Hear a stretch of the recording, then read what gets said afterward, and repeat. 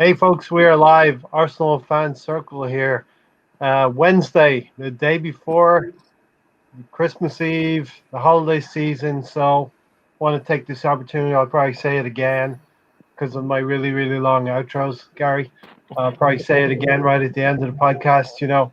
Want to wish everybody a safe and happy holiday season. Happy Hanukkah, happy Kwanzaa, and happy Christmas to everybody out there. So, really hope everybody doesn't get too in depth and too.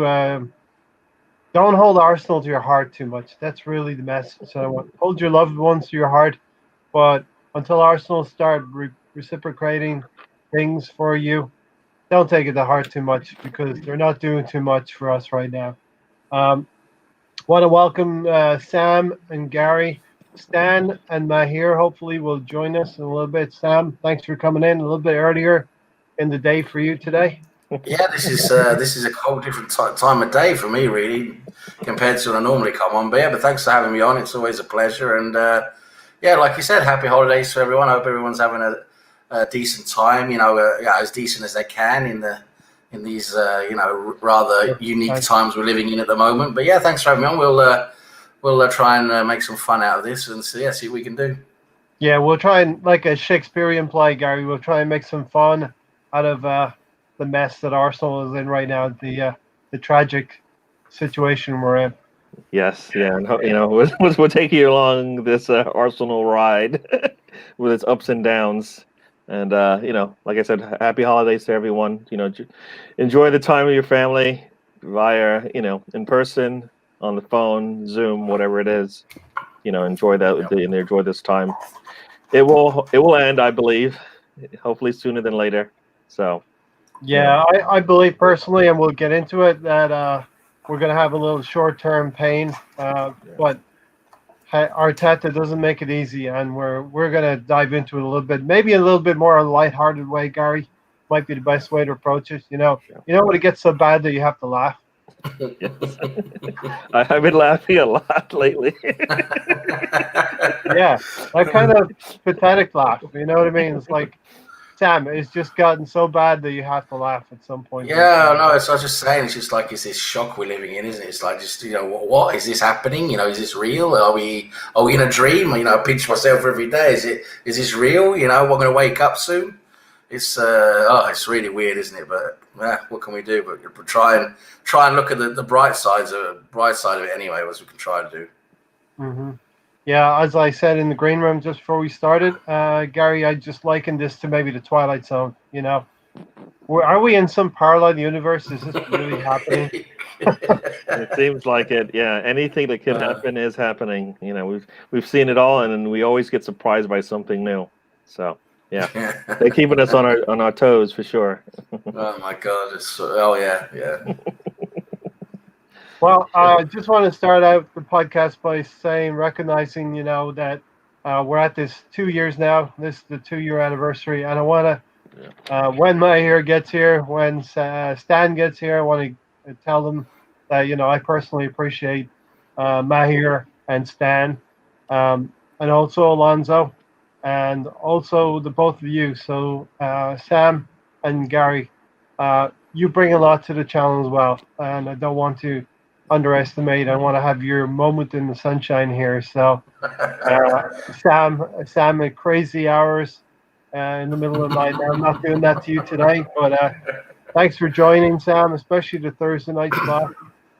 Thanks for having me. It fit in well with the work hours I've been having lately. And just fit in really well, and I'm really glad to be able to take part. I think it's a really good podcast we have here. I think we look at things from a slightly different perspective, and we always have some good chats and some good debates. And it's just really good to be here with you guys. And long may it continue. And I think Gary started just about the same time as me here. I think, didn't he? I mean, at least on this side of the camera, so to speak. I don't know if he was in the background before, but. And neither of the two of you have managed to arrest the slide of Arsenal this season. No, exactly. Just it's never ending, isn't it? Yeah. Not saying you contributed to that at all, but Gary, I want to give you a special shout out as well, and then I'll get to Stan. thanks for joining and coming on board. And, like I mentioned, Matt here, the co-host, who's always late, Alonso, and yourself, along with Stan and Sam, have brought a lot to the channel. So I want to recognize all of you that are involved in it as well. Yeah, and like Sam said, I did start out just kind of being in the chat room talking, and then Ray, thanks for the offer, allowing me to be a mentor, a moderator, and I was able to take that a little bit further and start getting in front of the camera as opposed to behind it. So I appreciate that opportunity.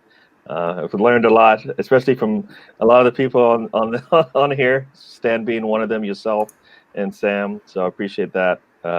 Just trying to keep up with those that I've seen out there for a while. So still learning. But hopefully I'm getting better each time I show up. So yeah, appreciate it. And all right, so now I'm going to go to this fella down here, Stan. I want to appreciate and recognize everything you've done for the channel, mate, and you've been a big part of it. And long may that continue when time allows and all of that good stuff. So big up yourself, Stan. Sounds like I arrived just in time for the loving. Yeah. Come on, everyone. Give me a big hug. Bring it in. Virtual hug it is.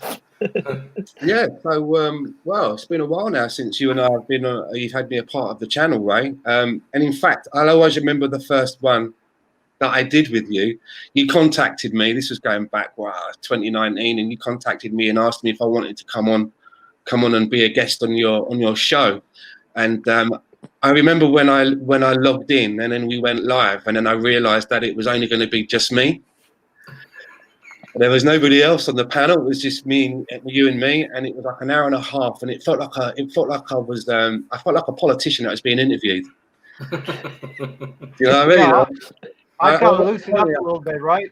I watched it back maybe a few months ago. It just popped up on my timeline, and I remember watching it back.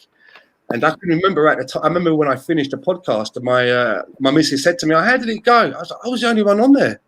It was so intense. Like I had to have all my answers ready to all the questions. But it's been great being a part of this channel, and I'll always consider Arsenal Fan Circle as my home channel, as well as Same Old Arsenal USA, which is my latest venture.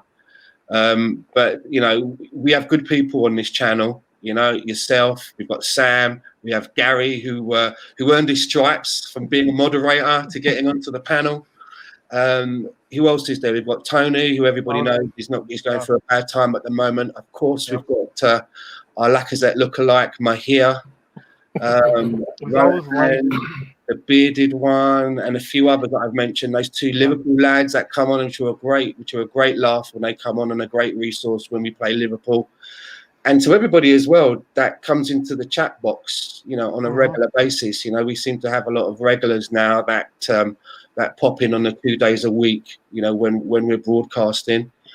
So yeah, I'm really happy to be a part of this channel and to talk Arsenal with all of you. I just hope that soon we can start talking about some happier parts of Arsenal. The results haven't been so good. It seems for a long time now. We've had some glimpses, haven't we? We've had some FA Cups in there and some glimpses, but we really need to get back onto a steady track. But we'll still be here every week, chatting about the good times and the bad times. So I just want to say to Ray, thank you very much for having me as a part of the fan circle. No, definitely, it goes both ways. And when I was trying to think up of the channel name, a circle is a great thing because it's continuous. It never ends. Now, I'm not saying it's never going to end. At some point, it's got to come to an end, right? But it's a real communal thing. You pull up a chair, we all get in a circle. That was my thinking on the whole title. Pull up a chair, get in a circle. You're somehow protected by the circle as well. I'm getting a little bit deep now. And, it's like a therapy session, isn't it? It's like a therapy session, for sure, isn't it? Yeah. Therapy session. Get a little bit deep, but definitely, as Stan has said, and I'm going to give a special mention to Tony as well. I've been leaving that just for a minute. But the people in the chats as well. That's what I'm mostly so proud of it. Is the people on the panel make a great show. We want to bring some. You can find podcasts anywhere. Ask Gary; he's everywhere. You can find podcasts on Arsenal probably from noon till midnight, right? And even in between on In Arsenal between, now. yeah. There's so many good ones out there, but to try and like find something that's your own sets the tone a little bit differently. Maybe my outros take too long, right, Gary?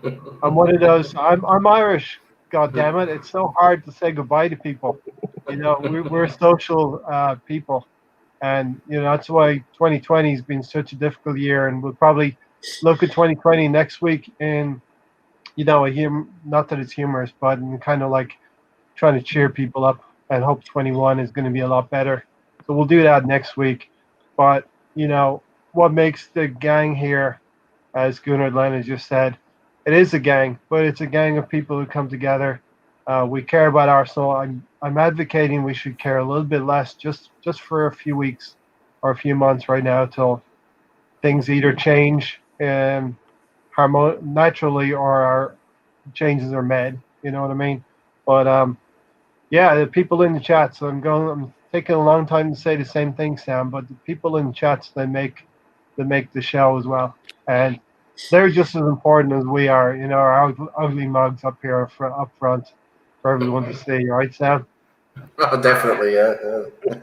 And For add as well. I mean, I don't know what the motivations are of everybody else that joins the show on the panel, but for me, you know, I mean, I moved all the way to Canada from Europe in 2019, and you know, I don't have any contacts here. You know, my partner's from here; she's got some family here, but I didn't know anybody here. So the reason I actually got involved for me in doing podcasts and places like here, originally back on Sonny's channel, Burkamp Wonderland, from here to Dull Square, it was never to become any kind of an internet pundit or personality or anything like that at all. For me personally, it was about trying to have a social circle. Some people that, you know, especially now that with the lockdown, I can't go down a pub and have a pint and talk about football. And if you remember when I used to do my post-match videos, that was how I got into this. It was my way of getting to talk to people in the pub. Everybody knew each other. I didn't know anybody, so I started doing these post-match videos.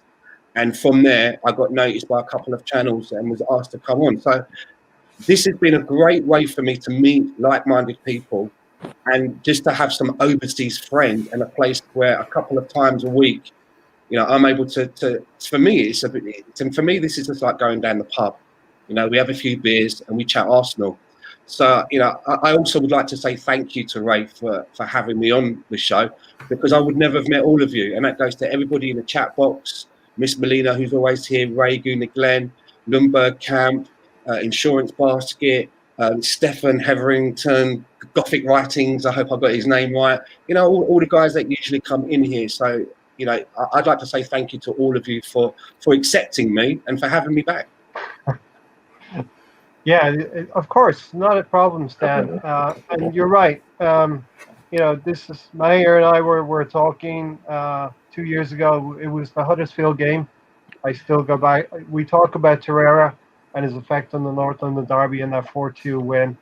Well, he popped up and scored the goal in the Huddersfield win, and we're like, we want to put some content out as well. And you're right. You want to put some of your own viewpoint across, but you also want to have that interaction, Stan, that you're talking about, and to get to meet other people. And you go on platforms and people. Twitter is what you make of it. I think if you can turn it off, and every other social media you can do the same. You can turn it on, turn it off, take what you want from it.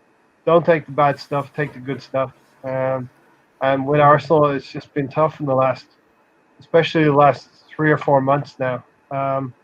You know, I'm very guilty of being deluded or so hopeful that it has to smack me in the face, right, Gary?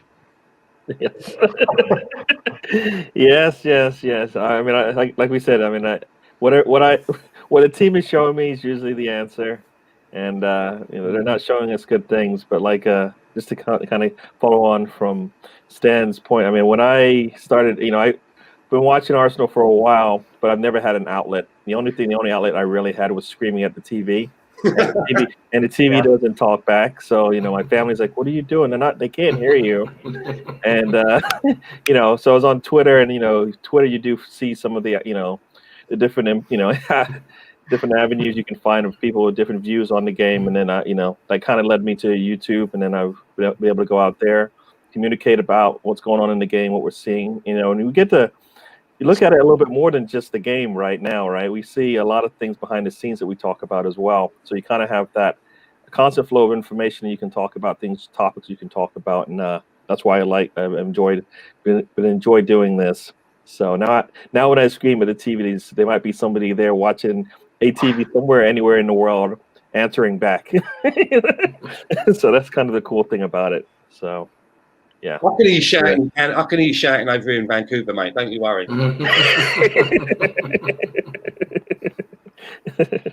Yeah. So listen, what we've done is we've grown organically. I'm not in it for the numbers. I'm not in it for the revenue, because you would have to have thousands and millions of views. Revenue. The Spamdoolies, the lovely jovelies, right? Give us some Peckham speak there, Stan. Well, you want to get a little bit of corn in the back pocket, don't you? Hey. So yeah, and what we've done is we added some people along the way. Ray Anderson's come in, he assembled, Melina's here, so really good stuff. I'm surprised Brownie's not in here. I'm telling you, right, that is a secret gooner. Oh, definitely. Closet gooner. He done a really good video earlier, but it was all Arsenal centric. Yeah. I think we should all maybe club together and buy him an Arsenal shirt and put it Definitely, yeah. Arsenal has been social distancing this whole season, Gary. So that's right. Well, yeah, that is true. I mean, they don't want to be seen, with the ball, because I think the ball is the COVID-19. They don't want to get a touch of that, so they've been staying away from it. So yeah. A couple of other bits of duties here. Shout out to Anthony from Republic of Arsenal. Give him a check out on, I think he's on Anchor now, or Spotify. Definitely. Some good stuff. And he said he'll be back with us the next time we win. See me a few years then, mate. I know. Yeah. It could be a while, right? Could be a while. But also, we want to sort of take a moment here to Tony as well. Tony is a big part of the channel, and he will be back. It's just going to take him a few weeks, maybe a couple months, before he can get back to us. And we're still thinking about you, Tony. We want you to recuperate and get well soon. I think everyone who's a viewer now knows that he's had to stay in the hospital maybe up till now, and maybe a little bit over Christmas. So it's never a good place to be. And a shout out to all the people who look after the sick and elderly who are in hospitals and give their time up for other people. So that's all the pleasantries. In fact, I see Alex is here from Cannon Fodder, and that's exactly as I understand it. He does a lot of work in and around his local community, helping families to give them a little bit of rest, a little bit of rest when they've got children and stuff like that. So, there's a lot of people out there that are doing good things. Yeah, exactly. And we have to remember, for us to, I don't know what Christmas is going to be like for a lot of people in the UK, a lot of people all around the world, but make the best of the bad situation it is, and, reach out to loved ones. Technology is a great thing right now, Stan. That you can speak to people halfway across the world on your phone now. Yeah. Shout out to everybody, and that's it. Again, I'm being a little bit too mushy about things, right, Gary, and dragging things on too long. So, Gary, take us into what happened with Arsenal yesterday. Wow. Well, that's a segue. That's a segue for you.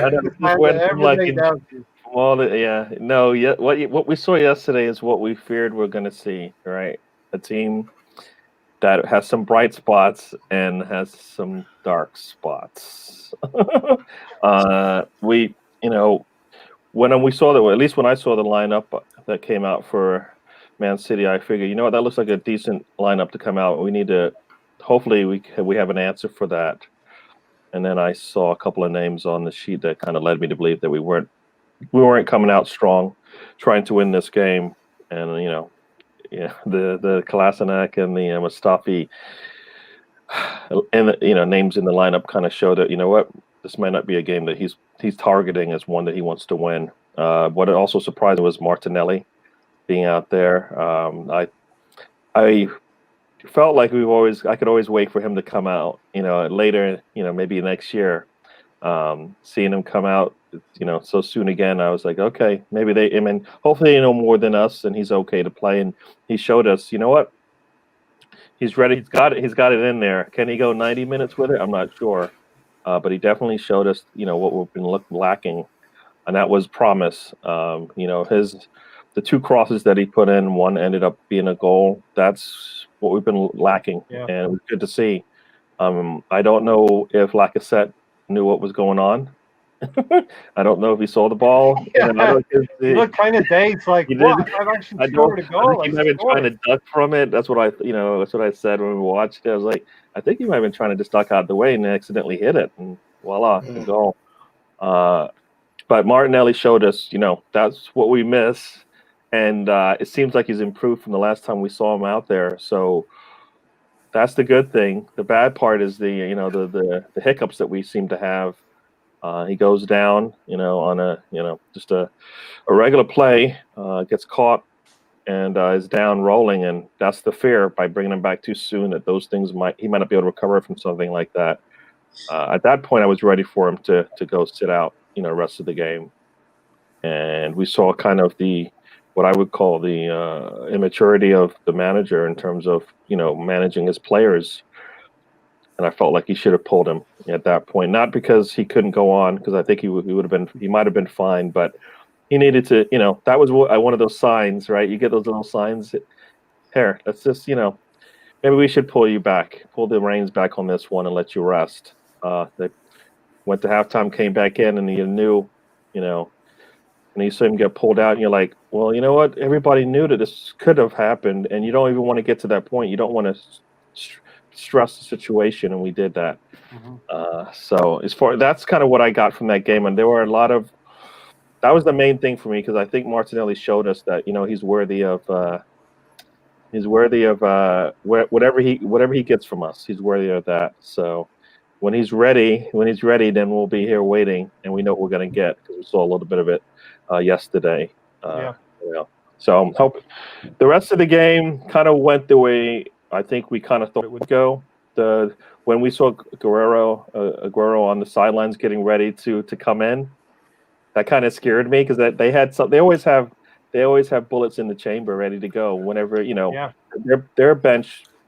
If they started, it wouldn't have been nice. It wouldn't have been fun for us. So the fact they didn't even have to go to their bench was just the scary part, But I think once we saw him on the sidelines, I think pretty much after that they started to pick up their game, and then things for us got a little bad in about in a 5-minute period. They scored those 2 goals, and then that was all she wrote for us, because we just don't have an answer. Especially with Martinelli coming off.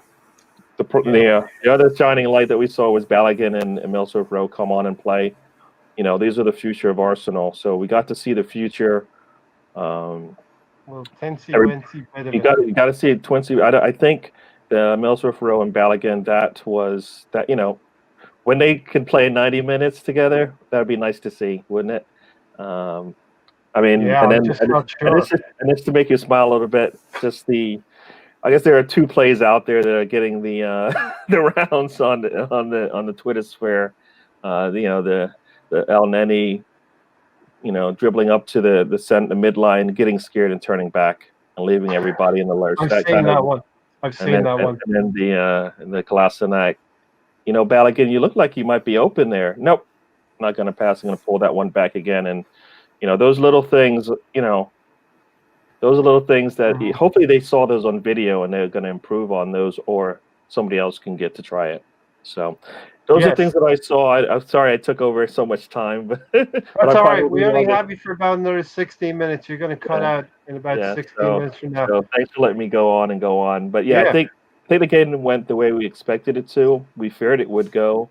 The fear that we wanted, we didn't want to see did happen. Martinelli going down, but and it just.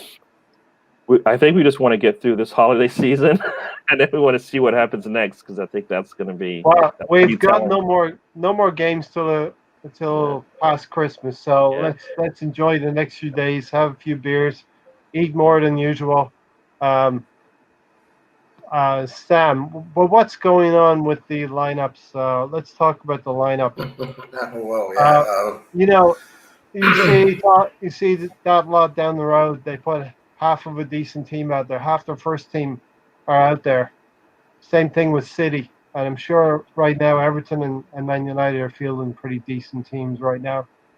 We on the other hand, we have a goalkeeper who is clearly at fault for, I'm going to say, the first 3 goals. And it sounds harsh, but it's the cold reality. But if you're going to put a goalkeeper like that in, why would you put Kolasinac and Mustafi as part of the back line that's going to sit in front of him? I mean, I'm sorry, talking to me or Stan? Stan. Doesn't matter, whoever. Let Stan, you go first then, it's all right. Okay, cheers. For me, if Leno gets injured, we're snookered. Yeah. From what I saw of Wollaston, if we have to rely on him, I'm pretty worried there. I mean, I thought we got rid of Manuel Almunia, but obviously he's still there because it was just like watching Manuel Almunia in goal. I mean, that one where he literally threw the ball into the back of the net. He literally threw it into the back of the net. But he's got a back four in front of him. There's players in that squad that know that the death knell is about to chime for them, that they're going to be moving on. So, it's difficult to rely on these people. Again, Mustafi, saw that this morning. He's been talking to Barcelona. Barcelona look like they want to take him, and that's where Barcelona are at the moment. So we've got these players that we can't really rely on as part of the squad. And I don't think that's a healthy position to be in. Because Mikel is taking a lot of the flack because of that, but he doesn't help himself with some of his in-game management. Soon as Martinelli went down, they should have just taken him off. And all of this, the players telling me at half-time he can continue. Well, sometimes it's the manager that has to override that decision because Martinelli was taken off a few minutes just into the second half. If he's injured, just take him out. And I really hope that he's in the squad for the next Premier League game. Even if we don't have to use him, if he's still, because he has come back from quite a long time out and he's just taken a knock. But I want him to be involved in and around that squad. And I think he's showing the manager that he has what it takes to be in and around the squad on a regular basis. I don't want to see him being Balogun. Do you know what I mean? Coming on for like 8 minutes here, right at the very end, and bringing on young players when you've already taken a hiding. For me, as much as I want to see a Balogun and I want to see an Emil Smith Rowe because I'm curious to know whether they're good enough.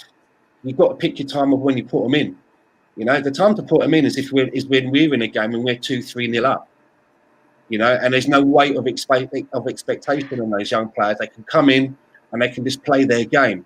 But sticking them in when we're 3-0 down, 3-1 down, or something like that, there's not really much that they can do. They're going to be feeling the pressure, and I don't think that we're going to get the best performance out of these fledglings, which they are in this part of their career. So he doesn't help himself, the manager, with some of his in-game management and how he's trying to integrate some of these younger players. And there doesn't seem to be anybody at the club who's able to shepherd Mikel Arteta through that part of the process, because Steve Brown doesn't look like he's got much influence on what Mikel's doing. And Edu and Mikel, they're both the blind leading the blind. They're both novices in their roles. So there's no one in there who can kind of, shepherd them along and give them a bit of mentorship. Yeah, Sam, it's a bit of a mess right now. You're putting the team out that's not strong enough. You have good young players that are not getting the minutes they should get, and you have a goalkeeper situation where we got Runnerson. He's not ready to be in the first team yet. Play him in the Europa League, yes. We're going to win 4-2. We might make a mistake here and there, like he did in Rapid Vienna in some of the clearances, but. In a quarterfinal of I know it's the lesser of the cup competitions, but we need to try. Are we trying to progress in competitions, or are we trying to give games to players just for the sake of giving games to players? Well, that's what I think happened yesterday. I think they just decided, because normally what Arsenal do is at least since Wenger took over, is the cup games are for the reserve goalkeeper to give him a chance. And then the league and the Champions League, the Champions League, if it was in that would be for the first choice goalkeeper. But and we have had some varying quality of reserve goalkeepers. Almunia, which Stan points out, it actually became our first choice goalkeeper. That no one can still understand how he managed to become our first choice goalkeeper for so many years. But yeah, I mean, the thing is, this Runason, though, what I saw from him yesterday is he's nowhere near the level. He's nowhere near good enough for Arsenal. Not even as a reserve goalkeeper. What he showed me yesterday scared the living shit out of me. Mm-hmm. I mean, he made mistakes that you don't see youth level goalkeepers make. Yeah. And like you say, I think 3 of the goals. I don't think that's harsh. 3 of the goals he should have had. Yeah, he doesn't command the 6 yard. The first goal, that should be him coming out taking that ball. Yeah. The second goal, that free kick, is just a calamity. Mm-hmm. And the third goal is also him positioned incorrectly as well. So I mean, the fourth one, not the chip over him, but the header. I think he was very weak there as well. He didn't really dive well or go for the ball well at all. I mean, whoever did this, I don't know if we scouted this guy. We just apparently it was our new goalkeeping coach who recommended him. And if we've just bought him on a recommendation without scouting him, again, this is just another, it's another one of those mind-boggling decisions. What we're doing moments with our recruitment team, led by Edu. And, it's what the hell are we doing recruiting these people? There can't be any scouting there because, I mean, the people... I remember Arsblock with Andrew when we first bought him. And it was the first podcast he had after we bought him. And he had someone on just for a short interview or I can't remember who it was now, but it was like an expert on French football, where he's come from. And it's like, we can't really understand the signing because he's not really a good goalkeeper. He's not really that good. He's not high level. So, and everyone's like scratching their head, and this sets us back as well because now we need to go out and buy a new goalkeeper. There's no way we can keep him. There's no way. We have to go out now and spend money, which we shouldn't have needed to spend, on a new goalkeeper. And another question I want to ask on top of this, because for me the goalkeeper is a big part of this yesterday, is Matt Macy. I think he looked good enough in pre-season. Yeah. I was going to say, and the games he had last season as well. I thought he looked okay. Yeah. Can he not maybe promoted? Yeah. Yeah. Why couldn't he get a chance? And then I was just say one of the things about Runarson's performance yesterday was that we always talk about, at least we feel like the reason why we don't see a lot of these youngsters is because Arteta is trying to protect them, right? He doesn't want to destroy their career, their futures, and destroy any kind of confidence that they have. What I saw yesterday didn't look like a goalie that's confident in that box area back there. No. And you know what? You can see he had to shut down his social, his Twitter account and all of that because he's getting all, these, a lot of bad messages and stuff like that. And I feel like once again, Arteta may have, is hurting his youngsters who may have a future with the team, but we won't know because, when we don't see them or when we do, he doesn't protect them. and Renarsson, it looked like, wasn't protected out there. I don't know. I don't think any of those. I mean, a couple of those shots that went in, I don't think those were things that he couldn't at least made a play on or been better at. And yeah, he doesn't. you know, we kind of lost. We started getting back into that game, right? It seemed like it. I mean, I thought when that game first started, it looked like a training session for Man City. They were just going out there, going through their motions, going through their passing drills, passing around because we never touched it. Eventually, things came back, and that's when we were able to, get a score ourselves. But we didn't look like we were prepared for that game, and Renarsson didn't look like he was ready for prime time. And this is probably a game. This is probably a game where, as I've seen on a lot of the shows, Leno should have played. He should have played in this game. Renarsson's not ready, and this isn't a game to test out players, especially something like that, a goalkeeper. Sitting back there with, look what he's got in front of him. If you're going to put him back there and you're going to put, your Kolasinac or your Mustafi's in front of him, you're asking for. It makes no sense. Makes no sense.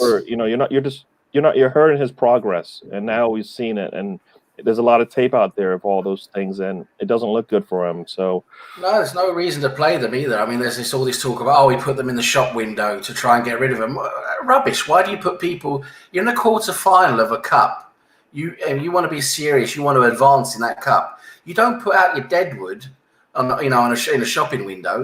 You don't do that. You want to win a game. You don't put out your deadwood. It's as simple as that. So Arteta made the decision yesterday that he thinks they're the best players we have in reserve.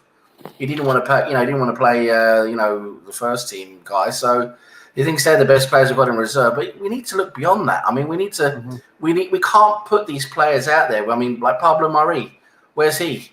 He's supposed to be fit again. Why isn't he playing? Chambers supposed to be fit again. Why isn't he playing? That would be a perfect chance for him to get a game. Don't tell me Mustafi is the second choice. No way. It makes no sense. It makes no sense. But Gary, you're going to cut out now. I know you got to get on the road. Yeah, so I'm going to hopefully try to join back in. Probably no video, so here I am. But yeah, I want to join back in if I can. So hopefully I'm able to. There's no internet issues, but I'll try to join back in. Thank you for everyone in the show. Stan, Sam, Ray. Nice to see you, Gary. If I don't talk to you before the end of before Christmas or not, have a happy holidays, and we'll talk to you. Merry Christmas. Likewise, happy holidays. You and your family. Cheers. Maybe. Cheers. Yeah. Stan, if you're going to play your non-starters, you play your second string, right? So does that mean that Mustafi is their second choice right-sided defender? I don't think so. It doesn't even matter if he is considered that, skill-wise. Mentally, this is a player that doesn't want to be part of things anymore at Arsenal. Yeah. At the end of the day, so the only way that I would ever be looking at to use a player who would be in that position would be if I absolutely had no other bodies that I could put in there, or unless they had a similar mindset that, say, an Aaron Ramsey had when he knew that he was on the way out. He still was happy to do his job, and he was happy to do it to the best of his ability. Yeah, he gave 100%, Ramsey. Yeah, we don't have. There's other players that are on our shitbag list that we want to ship out. They're not like that. They're not cut from that same cloth. So I mean, Mustafi was a captain a couple of matches back. I mean, it just doesn't make any sense. Give it to Tierney.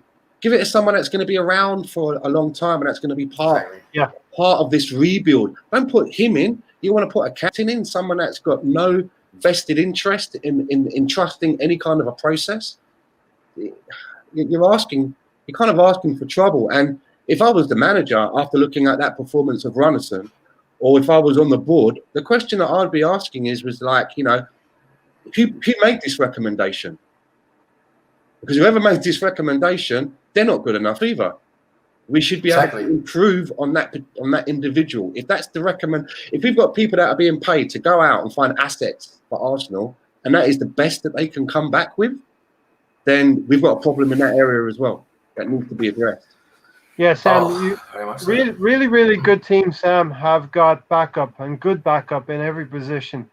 Goalkeeping position. Bernd Leno is sitting there in the stand. his job is safe for the rest of the season. Yeah, I mean, of course, he's our clear first choice goalkeeper. We knew that before the match as well. And I do think Arteta had more faith in Runarsson than what, I don't think he was expecting to see what we saw yesterday. I mean, of course, no one did. No one expected to see that.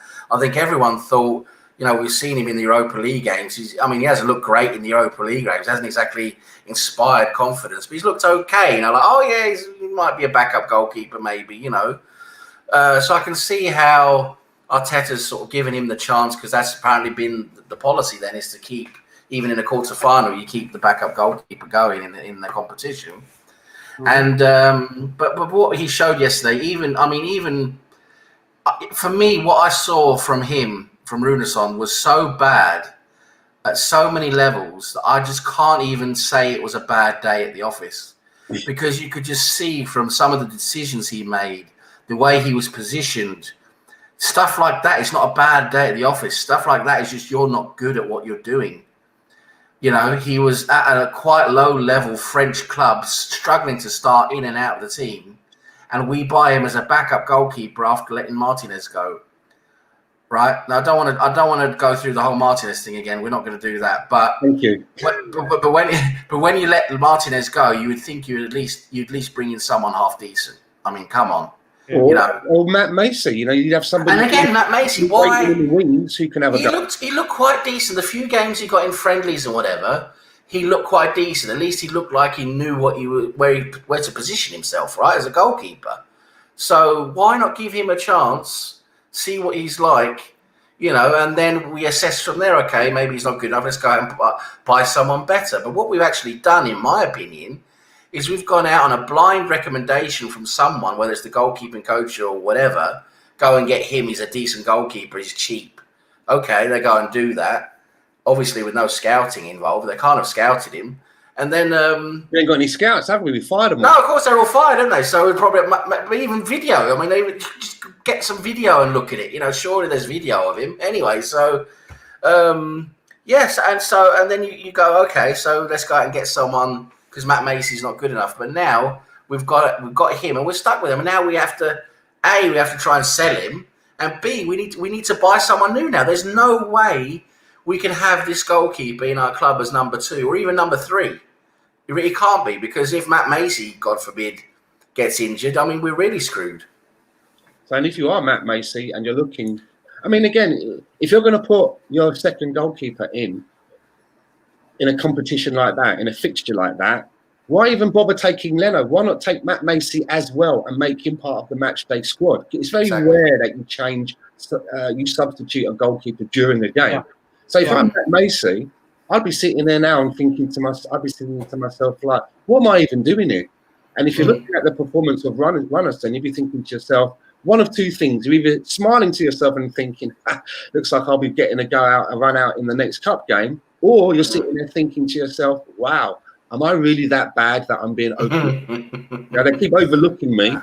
They've gone out and bought this mess without even giving me a chance. Is this my future? A number 3 goalkeeper that never gets to play? And another thing, sorry, I just want to finish the point on the goalkeeper thing. Sorry, Ray, just finish my point. A lot of people talk about training as well. And I can tell you from training, I used to be a goalkeeper when I was younger, quite a high-level goalkeeper. And training is so different from match. You can look really good in training as a goalkeeper through all your drills and the smaller, you're playing 6-a-side, you're playing 5-a-side, and the shooting drills and everything. It's all set up for training. You can look really good at that. And Runarsson probably in training looks good. But then you got in a match situation, it's a whole different ball game. It's how you position yourself. It's the decisions you make. Do you come out? Do you stay? How commanding are you in your box? That's stuff you learn from a young age. And this Runarsson, he has none of that. He's like an amateur. Sorry, I just have to say he looks like an amateur goalkeeper, and we just can't have him at our club. And Matt Macy has to be given a chance now ahead of him. Surely he has to be given a chance, or else something's really wrong.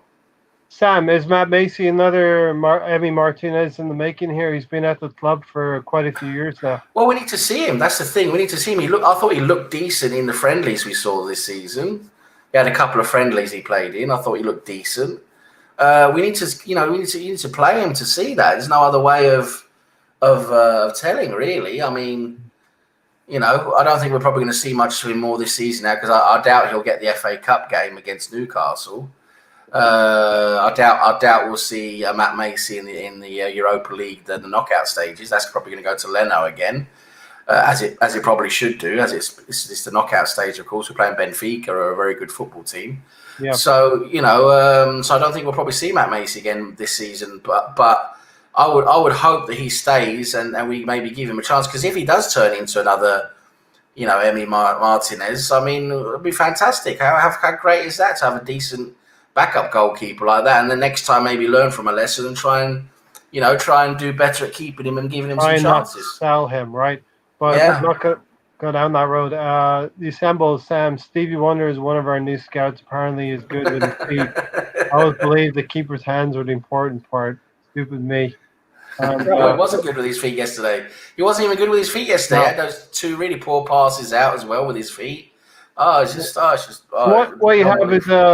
you have in the first half is the goalkeeper. The first 2 minutes, he's not commanding his 6-yard area. A soft header it goes over the head of Mustafi, but the goalkeeper does not command his area. We get into the game at the end of the first half, 31st minute, with a great goal. We'll talk about that for a few minutes in a little bit. But in the second half, you give away an easy free kick from Mahrez, and Mahrez was, not celebrating that because he knew it should have been saved by a competent goalkeeper, let's say. And then he comes for that third goal when he's no reason really to come outside his box, because Foden's at a tight angle. He's about 15 yards from goal, and he's not scoring if the goalkeeper stays on the line. I'm going to say that, because Gabriel was closing that angle down. Norma goes on to say, ultimately, the selling of Martinez shows why Arsenal are not ambitious. They sold Martinez and bought Brunnerson for a profit. So they pocketed probably 18 or so million from the whole exchange. All of the money went to Kroenke, and Arsenal, devastate Arsenal because we sell our best player. I think where the problem is with this with our goalkeeping situation, if you look at the 3 goalkeepers now that we have on our books, our first goalkeeper, Brunnerson and Matt Macey, they're all relatively quite young.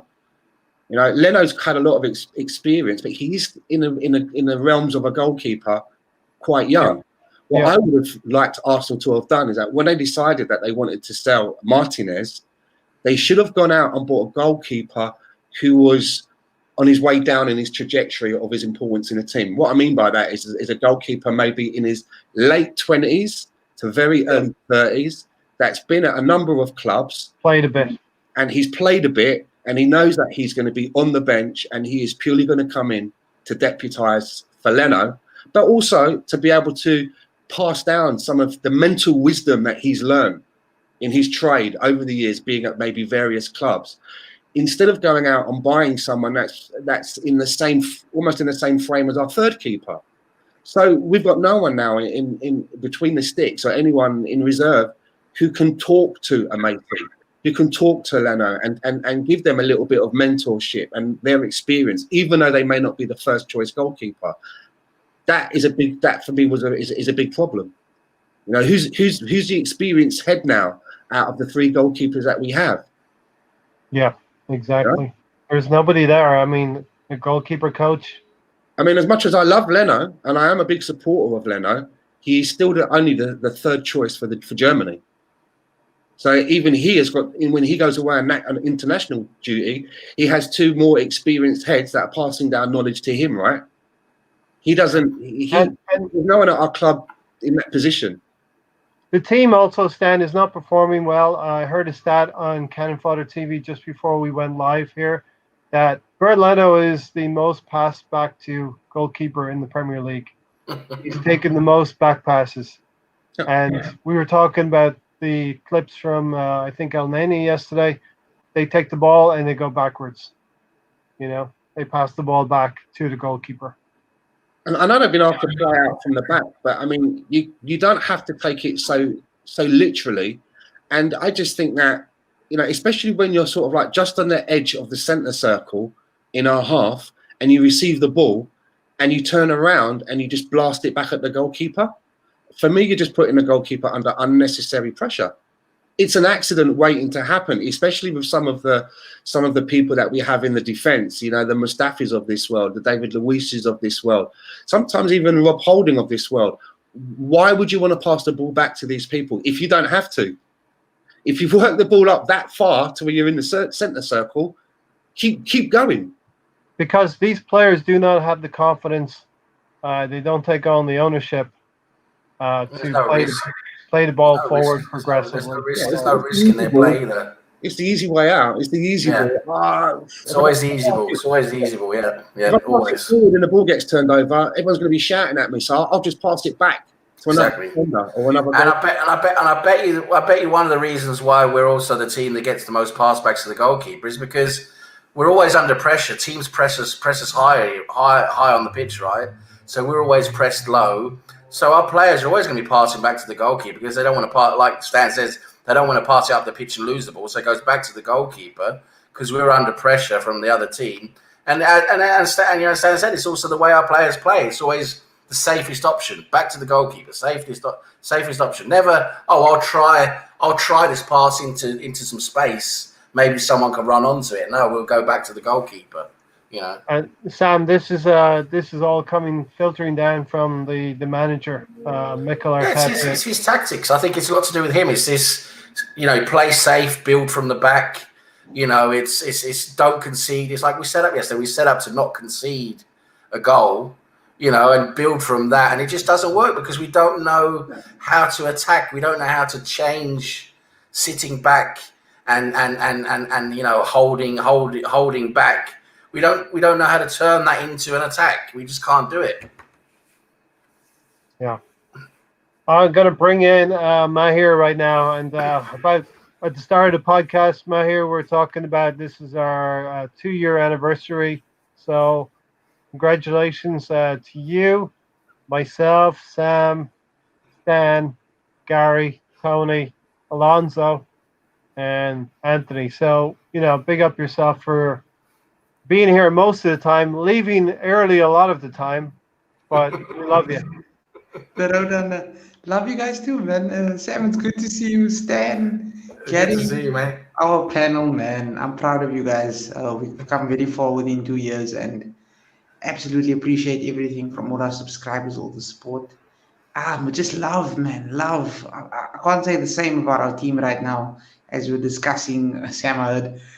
We don't know what's going on. I've disappeared for I think it's about 4 or 3 games now, and man, I'm at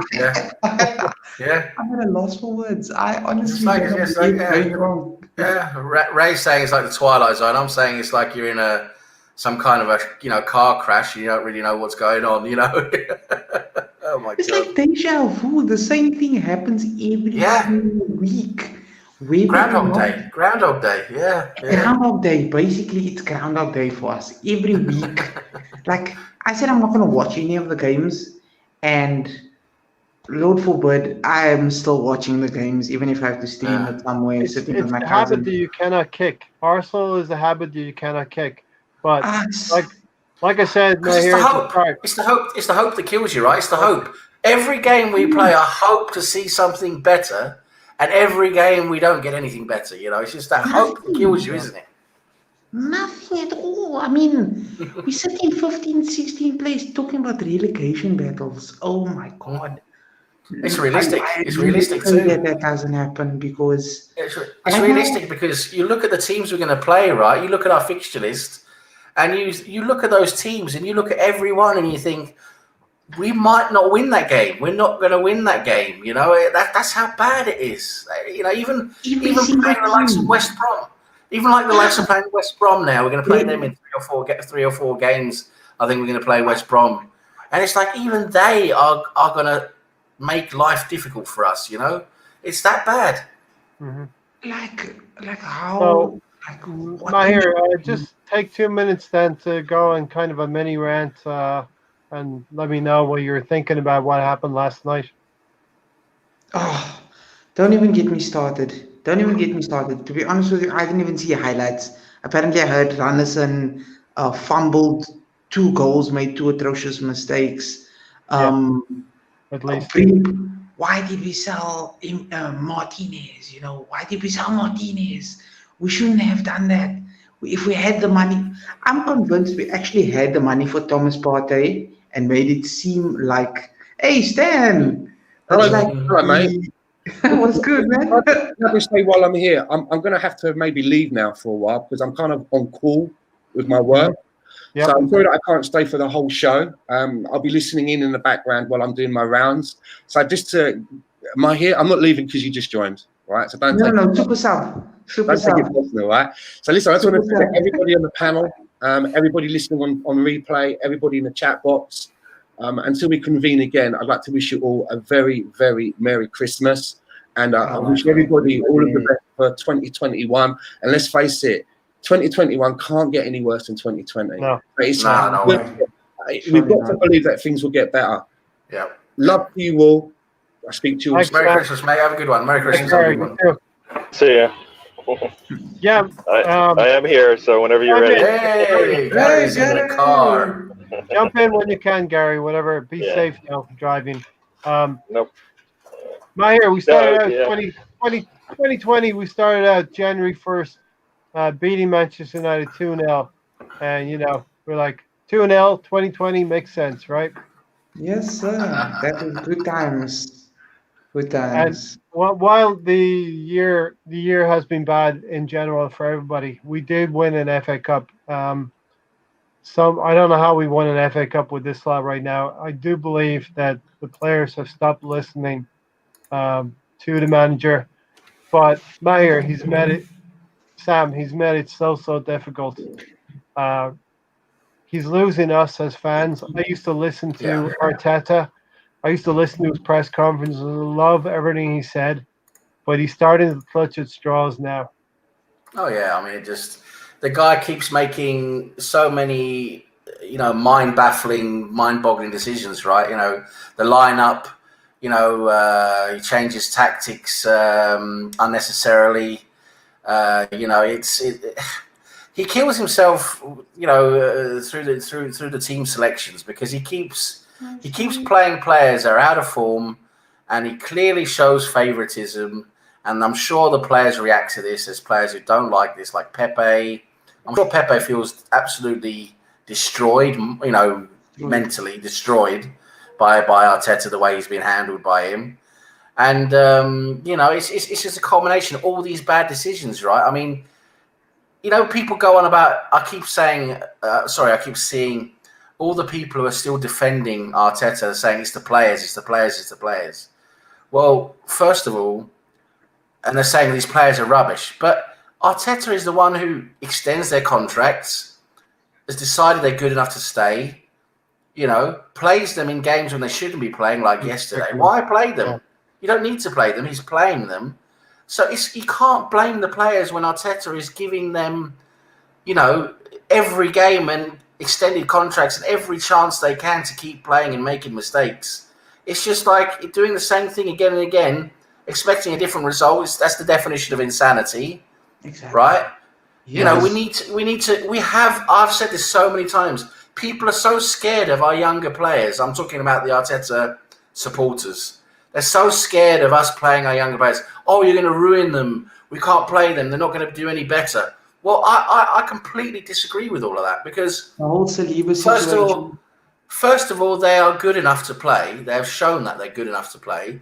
Second of all, they're much more hungry. They're going to give you 110%, which is a lot more than the 70 or 60% a lot of these players are giving us already. So even there, you're getting a boost because we'll probably get a better pressing game and a better defensive game out of them. Third of all, you play 4 or 5 of these players. You see my team. I know we're talking about team lineups later on. We're going to do it right now. You show my team lineup. These players have played together for 10 years. Not Martinelli, of course, who's new, but the other younger players, like you're looking at Maitland-Niles, Reece Nelson, Willock, Smith Rowe. These players have played together for 10 years. So they know how to play together. They have a better team cohesion and understanding in attack than what our players now do. Saka as well. You know, it's. Why shouldn't we play them? They know how to play together, and I am so sure that if we did, we would see a better performance from them, and we would probably get some points out of it as well. I'm not saying they're going to be a huge revelation and we start all of a sudden we're going to start playing champagne football. No, but we're going to do better. We're going to play better than what we are now, and that's what, as a manager, you should be looking at this and saying, okay, well, this hasn't been working for such a long time. I need to do something different. But he doesn't. That's what I don't get. He doesn't do anything different, and to me, that is just so incredibly mind-boggling. Exactly. So I've asked Sam, Gary, and Mahir to give me lists of what they would pick. What is our strongest lineup when everybody's available, everybody's fit and available? So you can see the goalkeeper, it's straight, Bernd Leno. No surprise there, all the way across. All of us agree Bernd Leno should play as goalkeeper. And left back, it's Tierney, all the way across. Left centre back, and this is going to be a 4-2-3-1 formation. Everybody would also pick Gabriel. So one of the bright lights in our season, Gabriel. But I said it a little bit earlier, a week or two ago, I think Gabriel is going to be our player of the season. And it's, 12 games in, 14 games in, Sam? And we know that Gabriel is going to be our player of the season right now. And that's pretty sad as well. Right centre back, three of us have gone for David Luiz. And Mahir went for Pablo Mari, which is not bad. In my opinion, Pablo Mari is definitely second choice. He's as close to David Luiz as can be in terms of the pecking order. Right back, three of us went for Cedric Suarez, which is fine because you want Ainsley Maitland-Niles in midfield. I wanted Ainsley Maitland-Niles as right back. You can see that. Central midfield, Thomas Partey, because our midfield is really bad, and he's probably our best player, one of the best players at the club right now. I wonder what he's thinking about coming to the club, and hopefully he's going to get back fit soon and help us. Right central midfield, three of you went for Ainsley Maitland-Niles, I mentioned before. I've gone for El Nene because I think that he's a good partner for Partey in midfield. When we get to Mahir, we get to central attacking midfield. This is a big one. Gary went for Saka as the creative force in midfield, but we need the creative player. Mahir, we saw Emile Smith-Rowe yesterday come on for 14 minutes, 20 minutes, and he made an instant impact. Yeah. So just there again, Sam, did you see some of the ridiculous things Arteta said as post-conference? Oh my! Or we're talking about the percentages thing, or were you talking about yesterday? The percentages, I know. Don't get me started on the percentages. Oh, you see the players are playing with passion and very proud of the boys. I'm like, it's like, as I said, it's like comical Ali. He's like comical Ali, right? He's in Baghdad in 2003. That the American tanks are coming in, and he's saying, "We're winning the war. We're winning the war." You know, that's it makes no sense. It really doesn't. It's terrible. It shows you what a bad state that they're in, and he's in, when he basically just has to sit there and just talk crap. He's just talking crap at this point. That's what he's doing. Absolute crap. I'm like, the funny thing is, I watched the Everton game, Ray. And so I went into my cousin's house, and I was like, he said, "Oh, okay, I'm up." And then he fell asleep. And when he fell asleep, the whole first half. And then when he woke up, I said to him, "Hey, we're watching the game, right?" He's like, "Stop disturbing me. I'm playing Call of Duty online, mobile. Don't disturb my game. I'm done watching this game." I was like, this guy. That's what Arsenal have done for us. Yeah. And to finish out the forward players, Aubameyang is pretty constant as the central striker. Sam went for Martinelli as a central striker. Sam went pretty young with Saka and Nelson either side of him. Myself went with Martinelli on the left, Nelson on the right. And Gary went Martinelli left, Willock right, and Mahir went Saka on the left with Pepe on the right. But what's striking here is that none of us have picked either in any of the match day squad Granit Xhaka, Willian, or Bellerin. Yeah, they're not good enough. That's why they're not good enough. Simple. That shouldn't be a surprise. That shouldn't be a surprise. No. I want just to not good also enough. highlight that Gary went not applicable when asked for the second goalkeeper. It's that bad at the I moment. did not want to pick that. That was I told him new signing. That's what I wanted to put in that slot. We need a new signing, which seems like a waste of time. Why did we go and buy a goalie if he can't back up our primary, the number one goalie? Made no sense at all. And we got to see it in video that it was a really bad pick. So yes, I mean we don't have a backup goalie right now, and that's terrible. And is Macy that bad? Is the 18 or 19-year-old goalie that we have in under 23s? Is he that bad? I don't know, but they need to find an answer to that pretty quickly now. I mean, it's surprising that we had to see him before they knew they needed to get a backup. The other thing that's striking is we all went for maybe David Luiz or Pablo Mari, but then Holding and Chambers are the defenders we would want to keep as well. And we have a lot of defenders, but we have a lot that need to go as well. Balogun is pretty constant as well as one of the forwards that we want to keep a hold of. So yeah, that's just I thought was interesting. There's no Bellerin across four of us. There's no Bellerin, no Granit Xhaka, and no Willian. If we saw the Everton game, you would. And the interesting thing there is, Ray, is that all three of those players are going to play against Chelsea. Yeah. If he wants an exit plan to leave Arsenal, he'll play all three of them, and then you know what? Easy. That's an easy decision to make next, right? It sounds like maybe he's screaming for help and he wants to leave. Because if he does that, that sounds like somebody who just gave in their resignation. I mean, because that game's going to get ugly. If the game yesterday isn't any example of what can happen, if he plays those three against Chelsea, who's going to be rested, right? Yeah, they're going to be ready to go, and that could go. You got to remember as well. Manchester City yesterday, they didn't play with their first team, and second of all, they took the handbrake off at 3-1.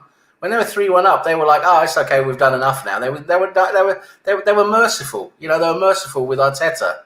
They could, if they wanted to. Yes, they could have been 8-1 yesterday easily, if they wanted to. I mean, we've been lucky. We've been lucky with the teams that we played that they can see that it's not worthy of us to press anymore, and they've turned, like you said, they put the handbrake on, they slow things down, they just pass around because they know.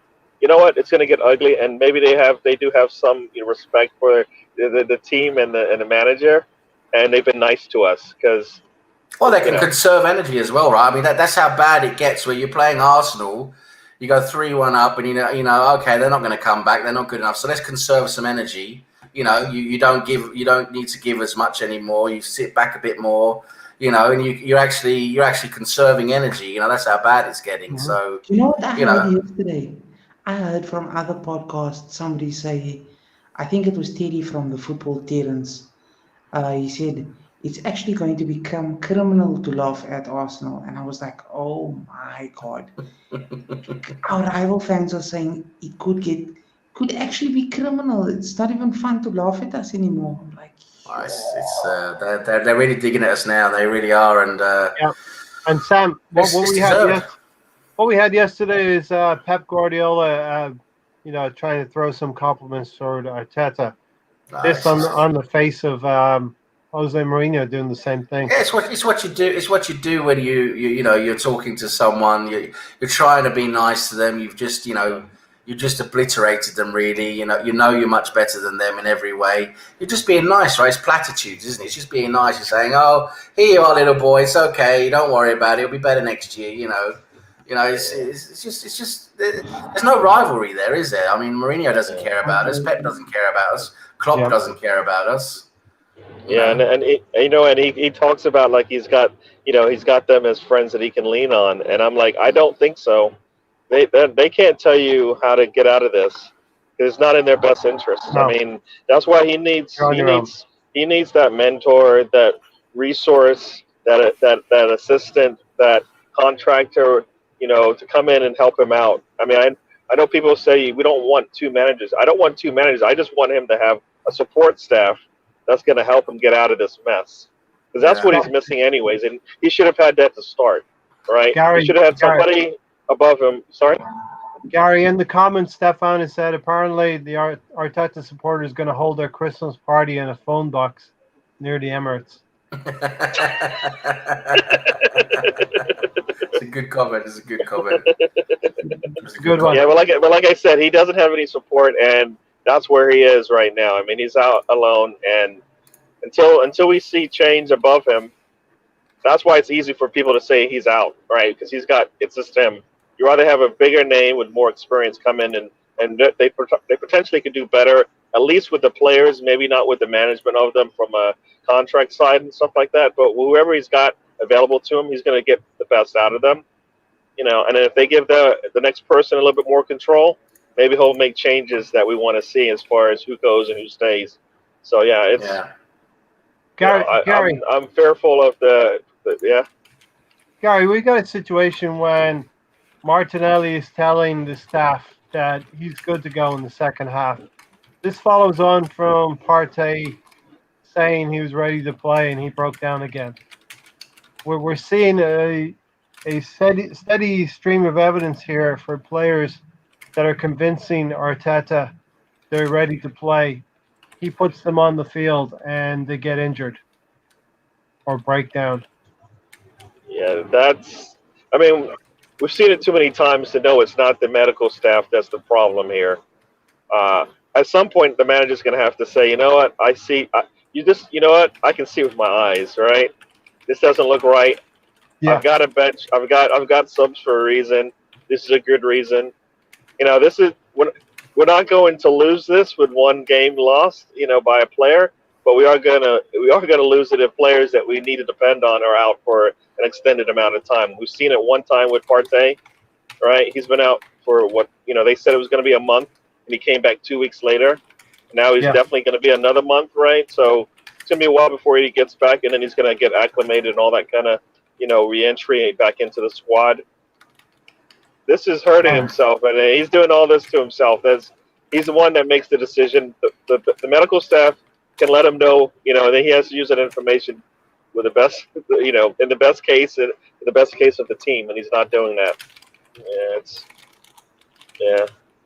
It's very frustrating. We have nobody's hopeful here that we're going to get a win or a draw against Chelsea, right? I can't see it happening. No, not based on once again, it's the same thing that we said before, right? Look at our form and tell me how our form is going to improve enough to get something better out of the game than we did the last time we were out there. The Everton game, they were playing bad, and they beat us, right? Chelsea, if they play any kind of decent, we're in trouble because we can't handle that, and we can't handle them if they're having a good day. So it could get really ugly, It's it's Santa Claus giving you the gifts on Christmas Day and taking them all back on Boxing Day, Oh God! The thing is, there's also, as you look at our predicted lineup, because you can see that Arteta's going to be lining up with two or three of those, our favorite three. We're gonna see two or three of them, maybe all three if we're unlucky. And it's just setting yourself up for disaster, right? It's once again, setting yourself up to fail. And this is what, no one can understand. And I even asked, the Arteta supporters. I asked them, I say, okay, you're supporting Arteta, but please tell me what do you see in what he's doing that's improving us? Can you please tell me that? Where is the progress and where is the improvement coming from? And they can't answer that question. They really can't. They have to deflect and talk about something else. Sam, you know what I saw also? I saw that when we were looking for new managers before Arteta came in, that apparently we held talks with Luis Enrique, who's a very good coach from Barca. And it was the whole, what are you going to give us? And he said, no, what are you expecting? I want to see what you want from me. And our list of stuff that we need was on such low expectation. I think Luis Enrique rejected it. I think another big coach did that. I think, if I'm not sure if it was Ancelotti, but like, who wants to come and manage these bunch of bottle jobs right now? Arteta's to It's difficult. blame, the It's a big board is to challenge. blame, the Yeah. players are to blame. I mean, It's starting from the top. yeah. The people It's a that big hire challenge. the people that hire people in order to bring in somebody like Arteta, because if you have to bring in a coach like Allegri, you have to bring in his team of like scouts and managerial staff with him. And obviously, with the money, they just want the yes men. That's why we've been run like a business. We just want yes men. Arteta is one of those yes That's the men. easy solution, isn't it? They go for the easy solution. They know they can control him a lot better, and yeah, I don't think they want someone in who can sort of, shake the apple cart or something like that. They don't really want that, do they? But the thing is, they need to take a hard look at them. I mean, Edu's not going to fire Edu, right? Vinay's not going to fire Vinay. It has to come from Josh or Stan from the top. They have to look at these guys and say, they all need to go. They all need to go. Edu, Vinay, Arteta, they all need to go. We need to clear out from the director, the director of football position and down. We need to clear out. Really, that's what we need. But whether that's going to happen, that's the thing. I don't really see it happening. Yeah, they were saying about the likes of having like Overmars as your sporting director, bringing David O'Leary back. Exactly, And those sort of things, yeah. You guys know these are They're experienced as well. people. They're experienced. They know what they're doing. And nonsense type. They're not yes men. They were the nonsense people that David Dean is one of those as well. I mean, you keep. Yeah, he left because Usmanov, because he was with Usmanov, yeah, and Usmanov sold his shares, and Dean had to go because there was a lot of conflict there, behind the scenes with Dean and the board. Yeah. Sam, as you can see on the caption below, the fixtures, yeah. 7 games. As I'm saying, look at those fixtures. Where do you see a win, boys? Do you see a win in any of those games? I wanted to ask you to leave the Chelsea game out because we all pretty much know what's going to happen there. Take the next 4. How many points does Arteta need to be safe in his job in those 4? Brighton away, West Brom away. Safe. Wow. To be safe in his job, to limp along. It needs 12 points. He needs 12 points from those 4 relegation fight fixtures. Yeah. As soon as you lose to Brighton, we need to. If we're going to take Arteta seriously, we have to beat Brighton, West Brom, Palace, and Newcastle. Those 4 games we have to win. Yeah. As soon as you lose to Brighton, it's done. It's finished. It's always done. If we lose to Brighton, if we struggle against West Brom, we can't even get. If we don't even get anything more than a point there, then we're done. How can you go to West Brom, who are essentially a relegation rival, and we can't get more than a point? Yeah. I just want to say I'm going to have to go. It's getting spotty here, but like you guys said, Chelsea. Hopefully, all we do in the Chelsea game is we set ourselves up for the next 4 games, right? We should be able to come into that Brighton game and the West Brom game with hopefully a good plan. That would be my thought, right? A really good plan. If we don't, like you said, if we lose those 2 games or we only get 1 or 2 points out of it, we're in trouble because it doesn't get any better after that. It doesn't get any easier for us. It's gonna be ugly, I think. But I'll let you guys go. I will talk to you again on the other side. I gotta, All right, thank you. Merry Christmas, mate. Merry Christmas. Merry Christmas to you. All right. All right. Listen, I think we'll wind it up pretty soon. We got a vital window coming up, Sam. Oh, God. Do you think the January sales? Well, I'll tell you what. We as a club now in the position we're in, we need to go out and do some major business. I mean, major business. But if we could do that realistically, because there are problems now with the finances in football. There are a lot of problems with this COVID situation. There's a lot of it's holding a lot of finances back. It really is causing a lot of extra trouble, but we need to go out big. I mean, like like you're saying, my hero, we definitely need. I would say at least 4 players, definitely. If we're looking at realistic, we need a goalkeeper now, for fuck's sake, right? We need a goalkeeper. Mm-hmm. We need a backup goalkeeper. We can't have this Runa son. He's an absolute joke. We need so we need a goalkeeper. We need an attacking midfielder, at least one. For me, we need a right back, and we need a right wing. We need right wing as well, to be honest. 100%, I love all that. But we got a lot of money. We got a lot of money, Sam, tied up on that right wing. Oh God, you got to sell Pepe. You got to sell Lacazette. You got to get rid of all the deadwood. And the clubs. The problem is there's so many clubs who won't pay their wages. Right, that's the problem. We can agree a fee with a team, but the team's not going to pay them their wages, so they stay. And if Mustafi, the rumours are correct now, Mustafi can actually go to Barcelona. They're actually going to pay him something what he wants. Send him on the first EasyJet flight to Barcelona. Just go. I mean, the guy's an absolute fraud. Sam, you and I can drive the minibus. Yeah. And the Uber and the jet. My hero. Pilot and co-pilot. We can pay. We can shout at him on the plane. we could do a crowd. We could do an Arsenal fan circle crowdfunding for his ticket, for his EasyJet ticket to Barcelona. It'd be like 10 quid each. Yes. One couple of other topics to talk about. Saliba, Sam. William Saliba. We have messed that thing around so badly. You know when we messed that up? You know when we messed up the Saliba deal for me? I've been thinking a lot about this lately. We messed up the Saliba deal by sending him back out on loan. We should never have done that. We should have taken him on board and starting, putting him into the side step by step, developing him ourselves with our first team. Letting him go back to Saint Etienne was a bad move. It really was. I can see why they did it. And they couldn't really, of course, no one could foresee COVID coming. But it didn't seem right. That whole, you buy a player who's supposed to be, they were all saying he's the Mbappe of defenders. He's the next, huge, fantastic European defender. And then we buy him for £30 million, which is a hell of a lot of money for an 18-year-old. Right, and then you loan him back to Saint Etienne. If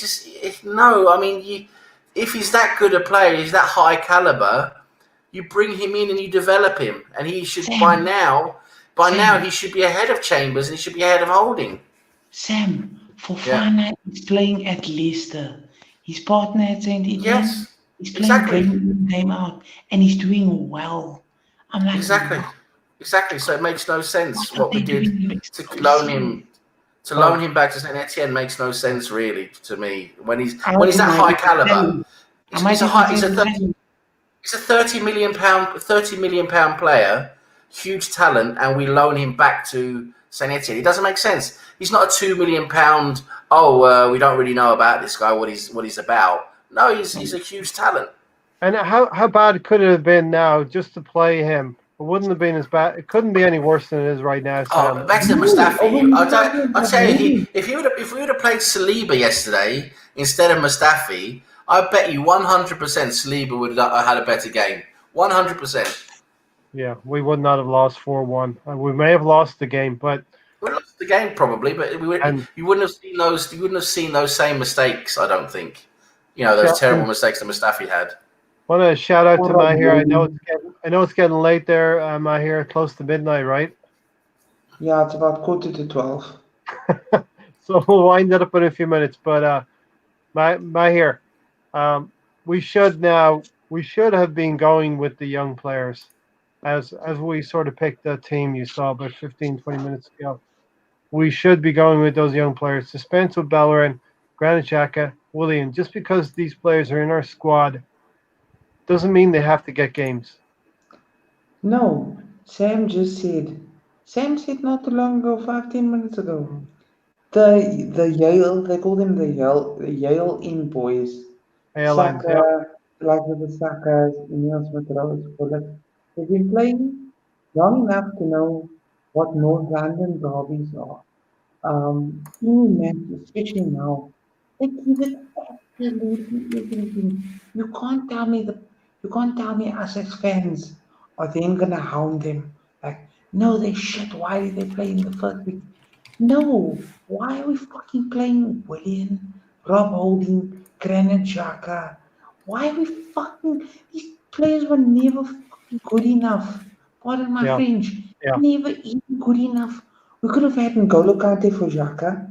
Who was the other one? There was somebody for I forgot who it was, but there was a player for another midfield player. Um, we could have gotten all these players. Szoboszlai Mhm. moved to RB over the weekend. That's another player missed out on. Another bargain. Um, Maybe a Buendia could still come in, but Yeah. what I don't know what's gone We so need we need to wrong. get we need to get some hungry players in. But Sam, I was watching you and Ryan's like the watch along toward the end of that yesterday, and you were talking about admitting that we have a problem as Arsenal fans. So I'm willing to admit, yes, I did believe in Arteta, and I admit that I have a problem, Sam. Are you joining? Are you joining AA? Are you Yeah, joining Arteta Anonymous. Arsenal, Arteta man. Anonymous? And also, I remember Ryan talking about he he's with Arteta on the pirate ship, and the ocean is Arteta out, and he's dangling on the end of that plank. And Well, loyalty is a good trait in many ways, and I can understand where you're coming from. You want to back the manager. You want to back the manager but for me, there's a slight disconnect there, in my opinion, and that is, you don't have to back the manager to back the football club. It's if the manager's not doing the right job, it doesn't mean you're being disloyal to the football club, because the football club comes first. If the manager's not he'll doing what always he's be supposed to be there. doing, Yeah, he's making the football club worse. So you don't have to show loyalty to someone who's not doing their job correctly. I So, never but wanted yeah. I never wanted Arteta. We could have gotten Ancelotti. We could have flippin' gotten. I mean, even Ancelotti, we could have gotten. Well, he mhm, turned us down, didn't he? I think he turned us down for Everton, because yeah. Everton were going to give him And look, a lot more free reign to do things, right? That's what he got there But with the Usmanov. players, but the players, Sam, we could have gotten the core. I was calling out to get the mhm, Yeah, core. exactly. They managed Just to get him explain right. They did a good job. They it. managed to get it. Yeah, we. This see, is the thing. This is the thing. Our recruitment team, we know so many times. We've said it so many times. Is so poor. We'll go out and get one or two good players, but then we'll go out and get 3, 4 bad players. So they're not good enough, and it's just not good enough. We need to change it. Change it. yeah. We even And the signed thing, Cedric Suarez and Marie, and we don't at all use them. Instead yeah, of we keep playing dead ass Bellerin on the fucking right hand side, Hmm. probably in bed with Arteta, doing all sorts of freaky things, which we well, don't know not because here. Hopefully, we can move these players on. I heard Bellerin, little rumor for Bellerin going to Milan, which would be a perfect place for him. Oh yeah, it needs to go to somewhere with a also catwalk for sure. Somewhere with a Ashton catwalk. Center, and Mustafi will go to Barcelona and make them great again. We'll see what happens. But listen, Sam, I wanted to believe in Arteta's project. I still am hanging on by a thread, but I about want to see change. Arteta. I want to see young players. I want to see Bernd Leno in goal. I want to see Gabriel Tierney, maybe David Luiz, and Ainsley Maitland-Niles is right back. And I want to fill the team up with the young players, maybe a Mm, Partey or Going Aubameyang, put forward, them in there, and fill the yeah. team up with young players from there on out. I agree with yeah. that. I agree with that. That's what we need to see, because you gotta try something, right? That's the thing. You try something, and okay, if it doesn't work out after 5 games, then the senior players have had a rest, and then we bring them back, and maybe that helps. Maybe that rest, that recharging of their batteries, that resetting there, maybe that helps them, because it should Hmm. definitely put a fire under their arse if you're dropping them for younger kids. You Yeah, should be saying, okay, wow, I might need to do something now, right? Then it might motivate them. yeah, I was convinced Willian was bought as a to play that number 10 role or to come off the bench. But to be playing 5, 6 flipping, how many minutes did he play against?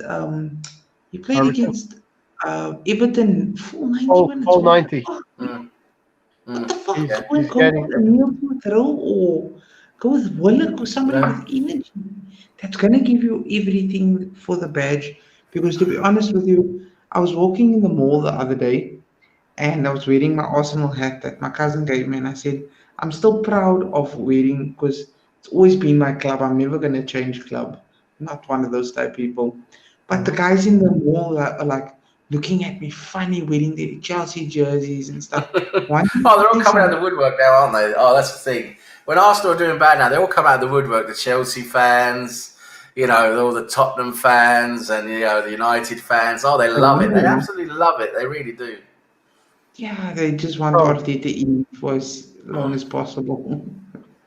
so listen, I want to thank Sam for coming on and Mahir for joining us tonight. My Really, G's. Yeah, thanks a lot. Thanks a lot, guys. It's been fun. Thanks for having me.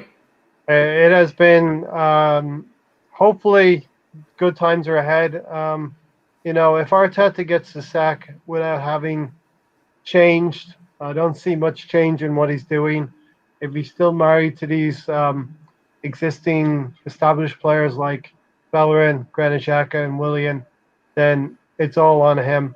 And I believe he's got about 5 games left. The 4 games coming up after this Chelsea game. Uh, I would urge all Arsenal fans to have fun over the Christmas period, Hanukkah or Kwanzaa, enjoy themselves. Um, this has been our 2-year anniversary show. I want to give out a shout to Tony, who's recovering right now in the Yeah, hospital. big up, So Tony. Hope you get well, mate. Hope you get well. hopefully he gets well and we see him back soon. Thanks for Stan for coming on, Gary for being on a little bit earlier as well, and anyone else, Alonso as well, who's part of the panel, and of course everybody in the chat section who comes to this little corner of the Arsenal universe, the Arsenal podcasting world, and all we can do is hope and pray and say a little prayer here and there. If you feel religious enough, pray for Arsenal, please, please. Pray for Arteta. Pray for Arsenal, and we'll see what happens, right, Sam? Yeah, I'll tell you what. I mean, the thing is, you say we hope it can't get any worse, right? It has to change and get better, but I just hope it doesn't get any worse. And part of me really truly believes that this is the players that have checked out as well. I've got a lot of blame for the manager, but I blame the players as well. This is why he should go full youth and play those players who believe in the badge more than Give the them a shot. mercenaries. Give them a shot. Surely it shouldn't get worse. You've seen the passion on all the youngsters when they play. They give their every single thing, everything, little bit of passion for the badge. And yeah, get well, Tony. Recover soon, my bro. I Yeah, also want to thank you guys as much as possible, all our subscribers for tuning us, our tight knit Arsenal fan circle family, the panel and subscribers, 2 years. Ah, man, fantastic. Yeah, it's been a fun ride. We got a trophy out of it. There's a lot of clubs out there that haven't seen a trophy in the last 2 years. I'm talking about Tottenham. yeah, Well, listen, we'll get out of there. Sam, hope you have a great holiday, great Christmas. yeah. Thank you so much, and to both of you guys and everyone watching. Everyone in the chat box. I hope you have a great holiday period. Happy holidays, Merry Christmas, whatever it is you celebrate. Hope you can have some loved ones around you in these difficult times, and just have a great holiday period and a great new year. Hope the new year is going to be a lot better, not just for Arsenal, but for everyone. Step out of the shadow of COVID and start moving back into normality during the first half of 2021. And let's move in the right direction. Let's get back to where we want to be, right? So so thanks a lot everyone for tuning in and hit the like button. And on a sobering note, all the things we took for granted, I hope we appreciate them in 2021 when we have the freedom and the movement to do so. Mahir, thanks for joining. Yeah, hopefully everybody gets their jobs back. The unemployed people, and they get back to doing what they can do. So all our families can go back to normal and survive. Because right now, I know it's tough, but let's just make a lot of prayer that it's going to be a much better year, including for our club, our Yeah. beloved Arsenal. I love that And I just hashtag. wanted to say one more thing to you Pray for guys. Arsenal. Yep. If you guys do want to join me, by any chance, I just started Call of Duty Mobile. So if you guys want to add me, you can find out, send me a DM. Maybe we can have a few rounds together, whenever you guys are free. Call of Duty on mobile. Okay. Well, I'll contact him on. Might give that a go the next couple of days. I might have a look. Yeah, it's quite addictive. Quite addictive. And it's especially good when you got a good team around you. That would help, wouldn't it? Yeah. Really interesting. Once again, I want to say thank you to everybody watching live throughout these 2 years, all the people who have joined and come along on this crazy show. Really, really appreciate you. It's not the quantity, it's the quality that counts, and you're all top quality. And we'll see you on the next one. Come on, you Gunners. Up the Come on, you Gunners. Arsenal. And I've got another one. Pray for Arsenal. Pray for us on Saturday. Because we really, really do need it. We're out of here. Thanks, everyone. Bye-bye.